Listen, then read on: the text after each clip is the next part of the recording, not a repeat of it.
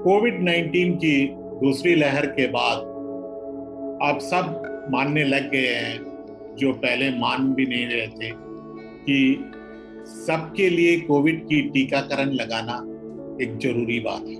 ये हर व्यक्ति की अधिकार भी है, क्योंकि मौत से बचने की, स्वास्थ्य की सेवा की अधिकार उनके पास है। और यह भी याद रखें कि अगर समूह में कुछ हिस्से को इस अधिकार की हनन हुआ तो एक तरह से सबको खतरा है। अगर हम मानते हैं कि 50% या 60% को हमने वैक्सीन लगा दिया तो वो 50% 60% सुरक्षित है, ये गलत बात है। क्योंकि वायरस जो बाकी 40% में फैलता रहेगा वो अपना रूप बदलता है और ऐसी बन सकता है कि वो वैक्सीन की पहुंच के बाहर से जा सकता है। इसीलिए ये जरूरी है, सबके लिए, सुरक्षा के लिए, सबके लिए टीकाकरण भी। सिचुएशन ये है कि 2% लोग को भी पूरा 2 बार वैक्सीन नहीं मिला है। अगर एक बार मिलने का भी बात करते हैं तो 10% को ही मिला है।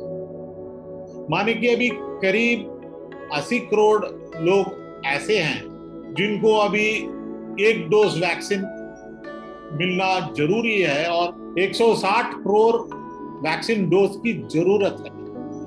लेकिन आज की स्थिति में गवर्नमेंट ने जो ऑर्डर प्लेस किया है खरीदने का, वो 20 करोड़ ही है।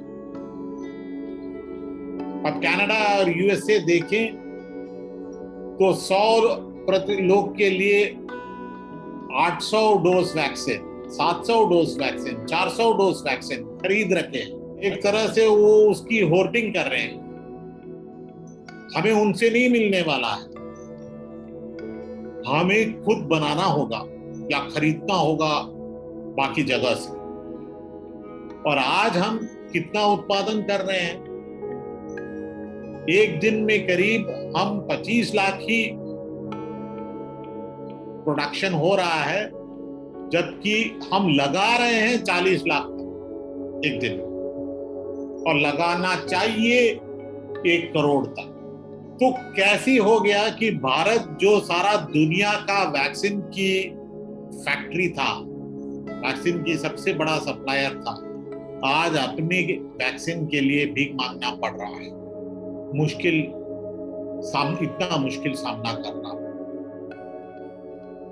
उसका एक कारण है कि हमारे यहाँ 2 ही मैन्युफैक्चरर्स हैं और दोनों को हमने इस तरह पॉलिसी बनाई कि उनकी मोनोपोली स्ट्रेंथ को हम बढ़ाए हैं, लेकिन उनको एक वैक्सीन को एक पब्लिक गुड की, एक सार्वजनिक, सबको उस पर अधिकार हो, इस तरह हम उसको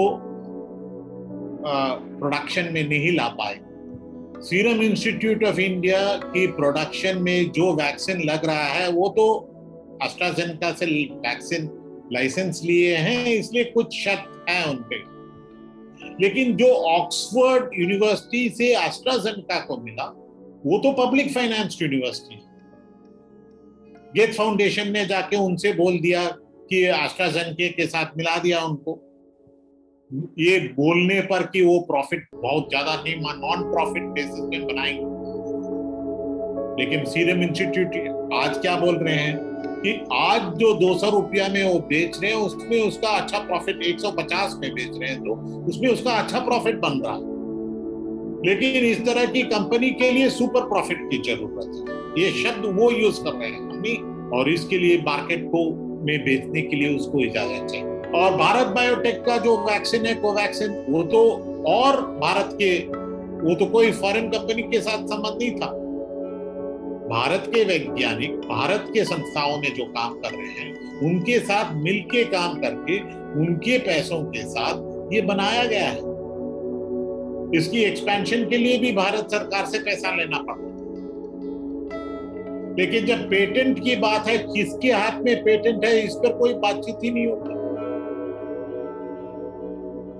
ये कोविशील्ड पे भी यही बात है कि क्या ट्रीटी लिखा हुआ है, क्या कॉन्ट्रैक्ट लिखा हुआ है, ये कॉन्ट्रैक्ट तो पब्लिक की नजर में आया कभी नहीं।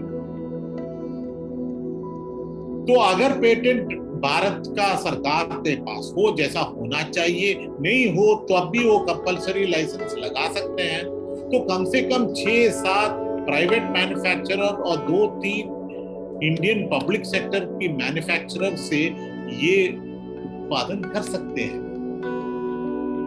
नहीं कर रहे हैं, अभी बोल रहे हैं कि करेंगे, वो भी प्राइवेट सेक्टर में, लेकिन वो कब तक होगा उसका कोई हमें खबर नहीं है। उल्टा क्या कर रहे हैं कि इतने पैसे के बाद, इतने इसके बाद ये कंपनियां जो बना रहे हैं उनको अपने आप बोल रहे हैं कि मार्केट इंसेंटिव है। मार्केट कैसे इंसेंटिव हुआ? कंपटीशन में तो कोई और को आने नहीं दिए, और गवर्नमेंट टेंडर करके वैक्सीन नहीं खरीद रहा है, वो मैन्युफैक्चरर खुद बता रहा है कि मैं सेंटर को इतना में बेचूंगा, स्टेट को इतना में बेचूंगा, और प्राइवेट को इतना में है, और उसमें भी कंपटीशन होगा। कैसे होगा? आप रेट बोल रहे हैं तो कंपटीशन होगा, और उसके बाद हम बेचेंगे।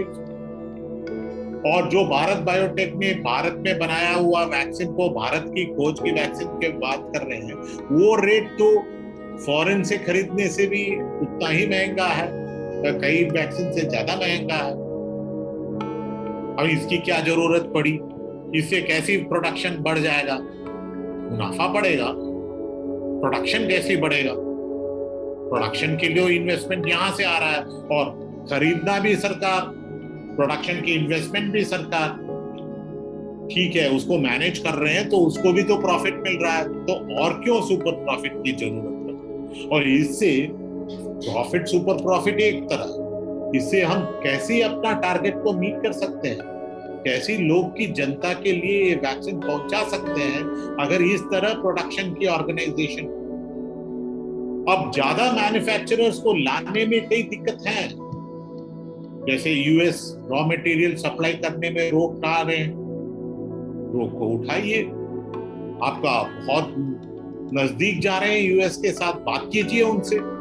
अगर बातों से नहीं मानते तो WTO में जाके उस पे केस कीजिए कि फ्री ट्रेड की जो बात की है, हम लोग का जो मार्केट को क्यों आए, आप जब हमारी जरूरत है तो उनका एक्सपोर्ट पर क्यों पाबंदी लगा जा रही है, ये बात पूछिए।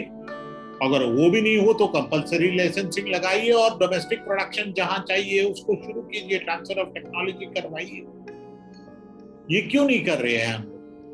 ये इश्यू है कि मैन्युफैक्चर को, ताकि मोनोपोली मार्केट ना रहे और हम मैन्युफैक्चर कर सके, ये जरूरी है हमारे लिए। एक तरह में लाखों लोग हॉस्पिटल में जा रहे हैं, लाखों लोग की मौत हुई है, और कितना सारे गांव में मौत हुई है पता नहीं। और गुस्से की बात है, जब हम सब मिलकर इस समस्या को हल करने के लिए खोजना चाहिए।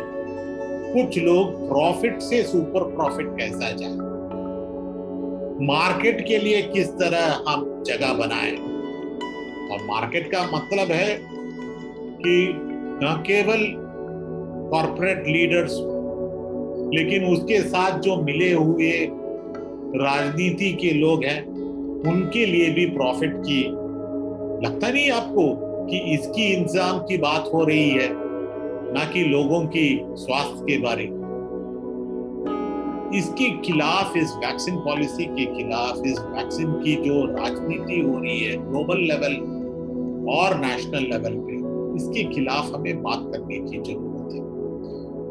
आज भी हो सकता है कि सारा वैक्सीन 150 रुपया में खरीदा जा सकता है गवर्नमेंट से, प्रॉफिट कम, बहुत कम नहीं होगा कंपनियों, और सारे देश के लिए इस रेट पे दी जा सकती है, और ये खर्च सरकार पूरे अपने ओर उठा सकते हैं, जैसे कि करीब करीब दुनिया के सब राज्य ने किया। और क्यों हम इसको बाजार में बेचने और प्रॉफिट को, मुनाफा को बढ़ाने के एक मौका के रूप में देख रहे हैं? ये बहुत दुख की बात है, बहुत गुस्से की।